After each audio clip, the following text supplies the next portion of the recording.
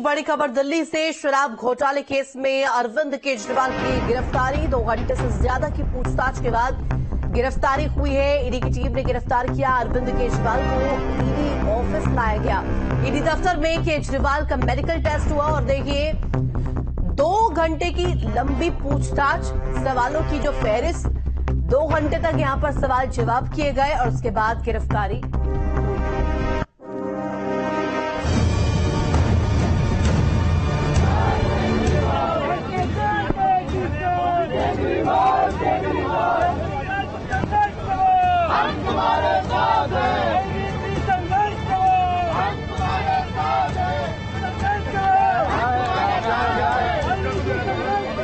अरविंद केजरीवाल एक विचार है।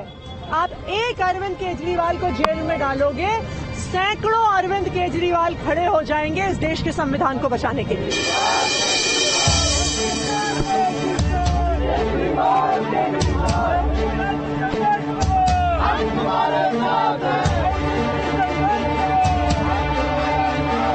अगर मुझे एक वाक्य में कहना पड़े अरविंद केजरीवाल के घर के बाहर क्या हो रहा है तो मैं कहूंगा it is celebration of corruption.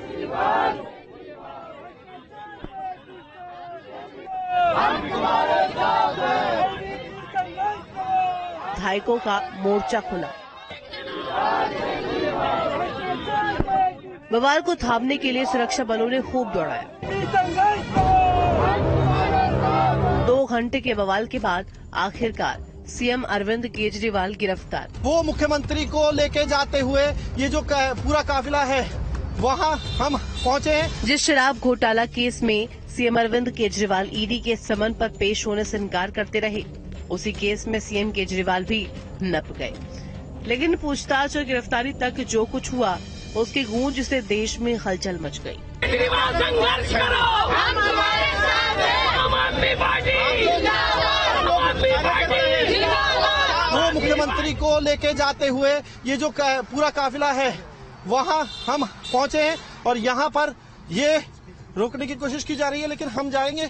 हम कोशिश कर रहे हैं लगातार पहुंचने की, निकलने की कोशिश कर रहे हैं कि यहाँ से निकले, लेकिन यहाँ पर रोका जा रहा है। और देखिए आराम से आज ये काफिला जो है मुख्यमंत्री का यहाँ से लेकर निकल चुके हैं और यहाँ पर पुलिस ने जो है रोक दिया है। घड़ी की सुइयां 6:30 बजे का वक्त बता रही थी कि ईडी की टीम उनके घर पर धमक पड़ी। साथ में शराब घोटाले से जुड़े सवालों की लंबी चौड़ी लिस्ट। अंदर ईडी की टीम और बाहर विधायक जुटने लगे थे। विधायकों की जुबान पर एक ही हुंकार थी कि उनके सबसे बड़े नेता गिरफ्तार भी होंगे तब भी सरकार जेल से ही चलेगी, यानी सीएम बने रहेंगे। अब देखिए आम आदमी पार्टी भी चलेगी, दिल्ली सरकार भी चलेगी। हमने पहले ही कहा था और जेल से सरकार चलेगी, जेल में फाइलें जाएगी, जेल से काम होगा। अगर ये चाहते हैं अरेस्ट करना तो करें। केजरीवाल को गिरफ्तार करने के बाद अब सवाल था कि उन्हें ईडी दफ्तर तक कैसे ले जाया जाए, क्योंकि सिविल लाइन से आईटीओ तक जगह जगह प्रदर्शन शुरू हो चुका था। दिल्ली पुलिस ने केजरीवाल के घर के पास धारा 144 लागू कर दी थी, मगर तमाम रास्तों को क्लियर कराने में ही घंटों लग गए और बवाल बढ़ता ही गया।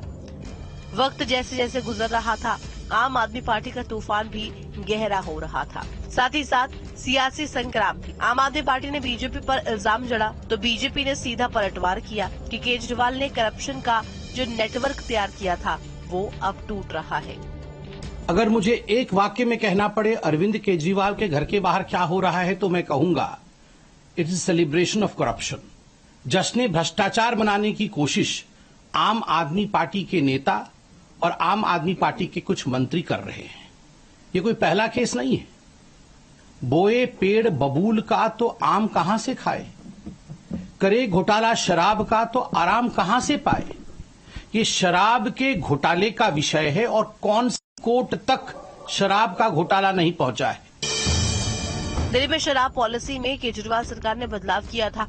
2021-22 में नए नियम बनाए गए थे और प्राइवेट प्लेयर बढ़ाए गए। आरोप लगे कि नई पॉलिसी में करप्शन का बड़ा खेल हुआ है। सबसे पहले सीबीआई ने मामला दर्ज किया और मनी लॉन्ड्रिंग केस का जिम्मा ईडी के हाथों में आया। बीजेपी आरोप लगा रही है कि रिश्वत के बंदरबाट में किंग पिन केजरीवाल ही है। आपको बताना पड़ेगा कि आपने होलसेलर का कमीशन 2% से 12% क्यों किया, उसका कारण क्या है? क्योंकि यही सारा घोटाला था। जो 2% कमीशन चलता था, आपने सारे मार्केटिंग करने वालों के ऊपर, आपने सारे शराब बनाने वालों के ऊपर में दबाव डाला कि हमारे लोगों को 12% कमीशन दिया जाए, यानी कि अगर 10,000 करोड़ रुपए की शराब बिकती है तो उसमें 1200 करोड़ रुपए सीधा सीधा कमीशन अरविंद केजरीवाल की जेब में जाता था। अभी 3 दिन पहले पूर्व मंत्री सत्येंद्र जैन को सुप्रीम कोर्ट के आदेश के बाद सरेंडर करना पड़ा था। मनीष सिसोदिया 1 साल से जेल में बंद है और सांसद संजय सिंह 6 महीने से सलाखों के पीछे है। और अब केजरीवाल भी नप गए, यानी लोकसभा चुनाव से पहले आम आदमी पार्टी की टॉप लीडरशिप ही जेल में है और संकट आम आदमी पार्टी की बढ़ गई। Team news. वही उमेश पाल